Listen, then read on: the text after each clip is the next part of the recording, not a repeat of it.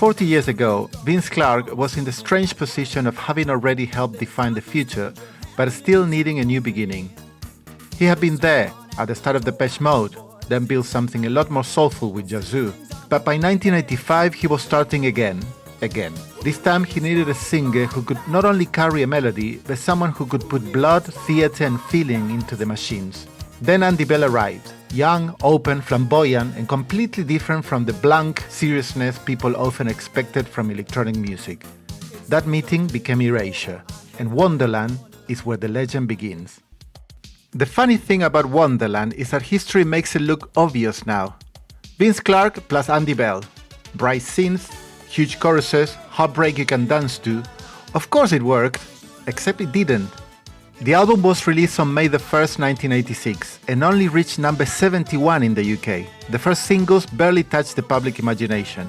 Who Needs Love Like That stopped at number 55. Heavenly Action reached number 100. All Amour, now one of those songs that feels inevitable, only made it to number 85 the first time round. This wasn't the grand arrival of Erasure.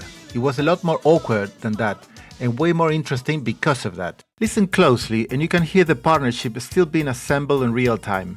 Vince Clarke's writing and production is all precision, small melodic hooks turning like clockwork, synth lines that seem cheerful until you notice the sadness underneath. Andy Bell melodies and lyrics change the emotional temperature completely. His voice doesn't hide behind coolness. It reaches out, it flirts, aches, pushes, and occasionally overdoes it, which is part of the charm. Wonderland isn't as polished as what later became classic Erasure, but that's exactly why it holds its place in our list.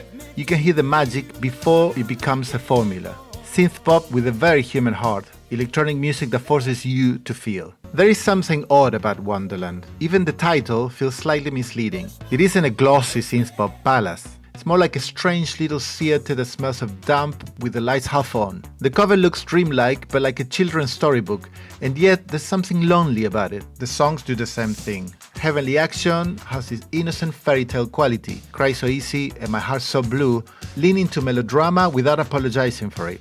Push Me, Shove Me has dance floor energy but still sounds like someone trying to escape a feeling rather than celebrate one. This tension became essential to Erasure. Joy on the surface, hurt underneath. Glitter covering the bruises. And then there's All Amour, the song that makes the whole story plainly ridiculous. It sounds like a hit, it behaves like a hit, it has the melodic simplicity, the heartbreak, the lift, the chorus that feels like it has always existed. And yet, in 1986, Britain almost ignored it. Sometimes the public doesn't miss a song because it's bad, sometimes it misses the most obvious classic. Years later, All Amour will be recognized as iconic Erasure, but on Wonderland it sits there almost too early for its own good, a future fan favorite, trapped inside a debut album that hadn't found its audience yet. Chart success likely came a few months later, sometimes reached number 2 in the UK, and suddenly Erasure made sense to everyone. After that came the albums The Circus, The Innocents, Wild, A Little Respect, and one of synthpop's greatest runs. But Wonderland is a prologue, the moment before the world caught up. It isn't a clean masterpiece, and that's why it feels so valuable now. You can hear the uncertainty, the charm, the wrong turns, the first sparks of something huge. 40 years later, Wonderland matters precisely because it didn't arrive fully formed. It matters because it shows Erasure becoming Erasure, one bright, wounded song at a time. 2026 marks 40 years since some of the most influential albums of the 1980s were released. Join us next month as we revisit another classic from the decade and let us know in the comments which album we have missed.